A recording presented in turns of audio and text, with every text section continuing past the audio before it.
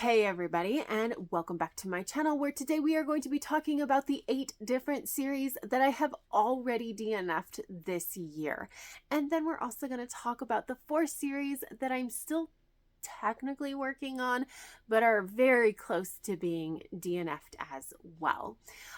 This is not a video that's intended to rag on these series.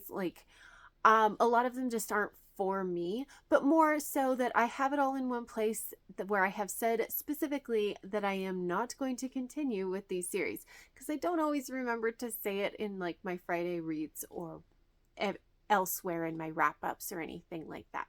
So it's just to make sure that it is out there that I am not intending to finish these series. So starting with the very first series that I DNF'd this year, and that is Burton and Swinburne series by Mark Hoder. So this is an adult steampunk series, and I don't exactly remember what it's about. I actually read this first book like years and years ago, and I remember being not really understanding and being kind of bored for like 3/4 of the book, and then something happened that made it like all worthwhile. And I tried to track down the second book, and it wasn't until very recently that I got my hands on a copy of it. And so I was just like, okay, I'm going to reread the first one, and then I'll get into the second one. Except I'm no longer really all that into steampunk. And as I was trying to read the back cover to even figure out what this first book was about, I kept just like losing interest, and I was like, that's not a good sign. And I did read like the first couple of pages, but it was very, very apparent that it was just like not gonna work out. So I went ahead and DNF'd that reread and DNF'd the series. And then the next one is The Brown Sisters by Talia Hibbert. So I've actually read books 1 and 2. So that is Get a Life, Chloe Brown, and Take a Hint, Danny Brown. And I had very, very mixed feelings. It was very the things that I liked, I really liked, and the things that I didn't, I really, really didn't. And part of the problem for me especially was that these are very sex forward books. Like there's just quite a bit, and there's not a ton that there's things that happen around it, but like it takes up a lot of pages. And so and I'm just not a sex scene person in my books. Like I tend to skim or skip them altogether. And so when there's a lot of sex scenes, you end up skipping a good chunk of the book. So apart from everything else, like there were some other actual issues that I had with these books. And so when I I finished up Danny Brown, but then I was taking a look at Eve Brown, and I was like, I'm not loving these books, and like how Eve has been described in this series so far, I'm just not interested. So I have decided to go ahead and DNF this series. And then we have Warcross by Marie Lu. And this is a duology. And I did read the first one, and I liked it. It was one of those things where it really walked a fine line, and you do have to be able to suspend disbelief. But if you can do that, it's enjoyable. Like it just pulls you in and takes you along for a ride, and you have fun with it. And as I got into the second one, it was very like it had been walking the line before, and then in that second one, it just kind of crossed over into not as good, and so therefore just not nearly as enjoyable. And I found I wasn't able to suspend my disbelief like I was able to before. So I do believe I started the second book, but ended up just DNFing it and saying, I'm done with this duology. So that's another one I've DNF'd. And then number 4 on the list is the Blood of Stars duology by Elizabeth Lim. So it starts with Dawn of Stars? Spin the Dawn. I actually still have it on my shelf. So that's why I was looking. Spin the Dawn. It starts with Spin the Dawn. And I did read Spin the Dawn. It's said to be like a Mulan retelling, which I have some issues with that description. I knew that that was not quite a great description of this duology, so I didn't really go in with really high hopes. But honestly, the first book kind of felt like 2 books squished together, and I didn't really have feelings for any of the characters. Like, it wasn't even that I hated the characters. It was just very meh. So when like we got to the second problem where we're having to like solve all of these problems for these characters, I found I just didn't care. I had just zero desire to pick up the second book, so I didn't, and I decided instead to DNF the series. And then we have Lumberjanes by Noelle Stevenson, and this is one where it very much was, this is not for me. These are actually really good graphic novels, especially for younger kids, like elementary school kids. They're quirky and fun, and just honestly just really a good time in general, but they're very, very episodic graphic novels, and I found that didn't work for me. I'm just generally not a person that likes super episodic kind of stories, and they're pretty like quirky, zany in a slightly over the top way, which you would kind of expect from a kid's graphic novel series. And I think I could have done either episodic or zany over the top, but I couldn't really do both. And it was one of those things where I was just not enjoying it as much as I went the further I went in the series. I do believe I read like 6 of these graphic novels out of like 20. So I did give it a good try, but yeah, as I got further in, I was enjoying it less and less. So I went ahead and DNF'd it. And then we have the Buffy the Vampire series kind of reboot, reimagining by Jordi Belair.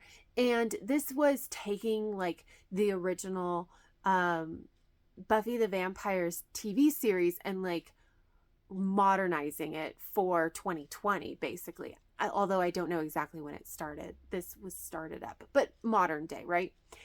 And I really wanted to like this, and there were aspects of it that I really did, but also there were things that I really didn't. There were some aspects of the story that didn't make sense. They did some characters dirty in a way that I was just like, I can't. Like, for example, Cordelia is one of my favorites, and like, it just didn't, I don't appreciate how you changed her. So I did try 2 different volumes of this just to be sure, and then I was like, no, this really just isn't working for me, so I DNF'd it. And then we have Heroin Complex by Sarah Kuhn. And this was a bittersweet one because I read the first book and I did really like it. There were debut book problems with Heroin Complex, and then I read the second one and it just wasn't quite as fun. That like kind of campy feel to it felt a little bit more over the top in the second one, and I didn't love the character. So then it was just like, I really wanted to love these books more than I actually did. And so when I picked up book 3, I was just like, it was only because I really wanted, we were switching narrators each book, and I really wanted to try out this narrator. And then I got in her head and it was just like, oh, nope. This is not what I wanted it to be. And it's just like, again, the campiness of it, slight campiness of it, like you would expect from a superhero kind of story. I was just like, it's not working for me in the way that I want it to. So I went ahead and DNF'd it. And then lastly, we have Sidekick Squad by C.B. Lee. And this is also a really bittersweet one because I read the first one, Not Your Sidekick, and it was everything that I wanted a superhero, like a YA superhero novel to be.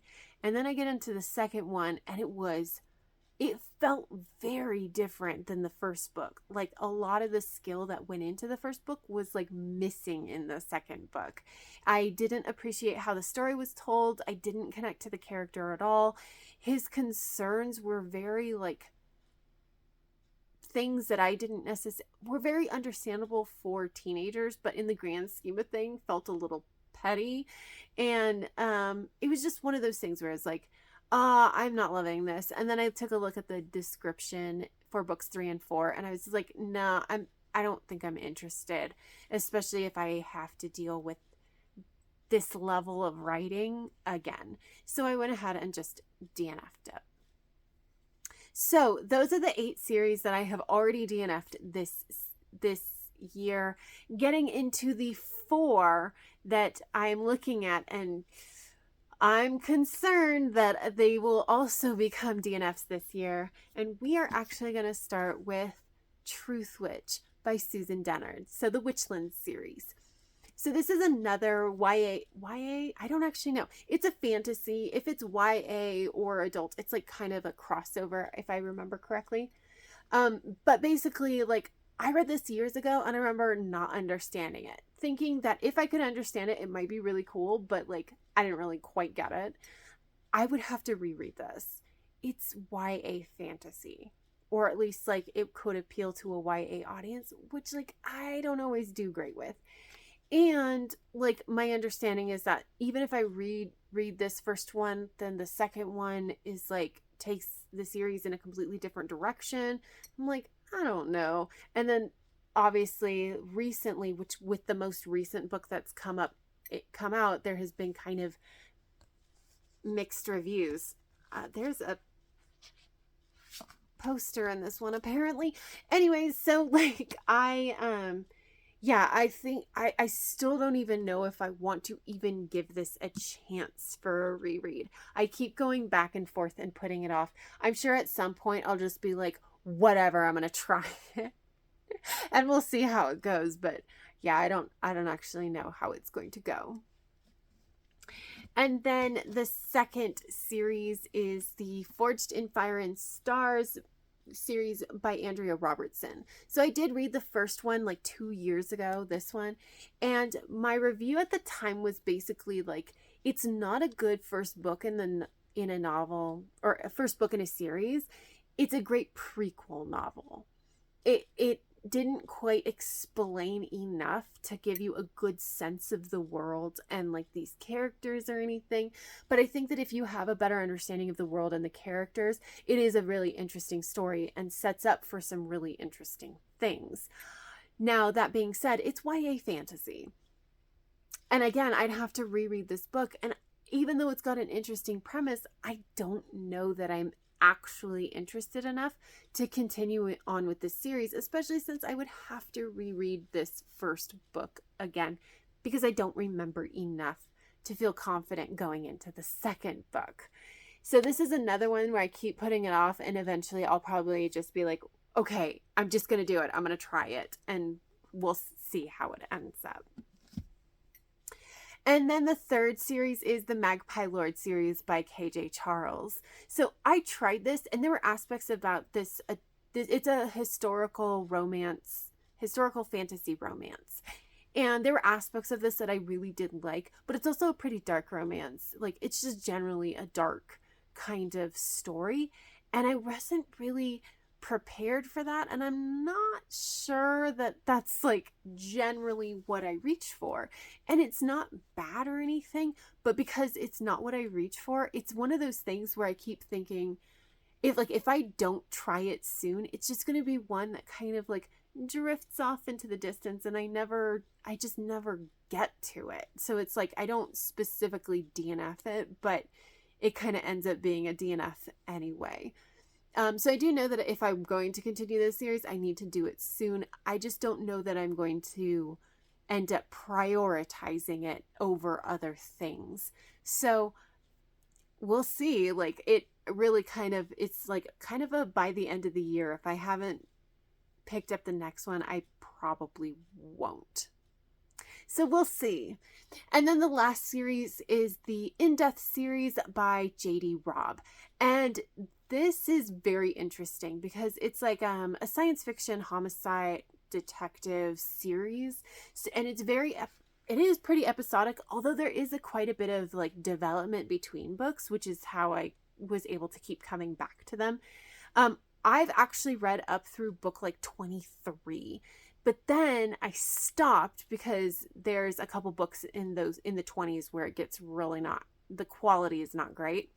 And so I got to that point and I put them down and I never went back because I didn't know that it was you just have to push through those books. So then I came back and I was like, I don't remember anything. I feel like I need to reread it. And so I started rereading it, and there have been some issues. So the first book, I had some major issues, and I just didn't love it. Book 2 and 3 were better, and then book 4 came up, and there was some stuff in this that I think was handled terribly. There was a sexual assault that occurred, like all kinds of content warnings, seriously, and then just generally how it was handled by the characters. I was just like, I can't with this. This is not okay. And then book 5 I rated terribly, and then I went to book 6 and I straight up DNF'd book 6. And so because I just like, I don't like how this subject matter is getting handled. And so because it is so episodic, you can DNF a book and then just move on to the next one. And so I am still planning on giving book 7 a try, but I'm also not terribly like hopeful that it's going to go very well, because it hasn't. It hasn't been going very well. If I didn't particularly like 3 out of the 5 books that I've read so far. That doesn't bode well. So I think it's one of those things where it's aged poorly, and before that I could overlook those parts, and now I'm struggling to. That's kind of where I'm at. So I'm going to try, but I very likely honestly will end up DNFing this series.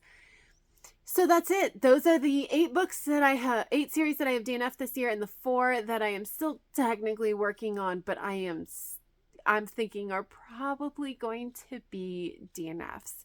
And so that's it. Like, if you have any thoughts or feelings about the series that I've DNF'd, please leave me a comment down below. But that's all I have for this video. So if you liked it, please give it a thumbs up. Subscribe if you want to. And until next time, have a happy reading, and I will see you in my next video. Bye!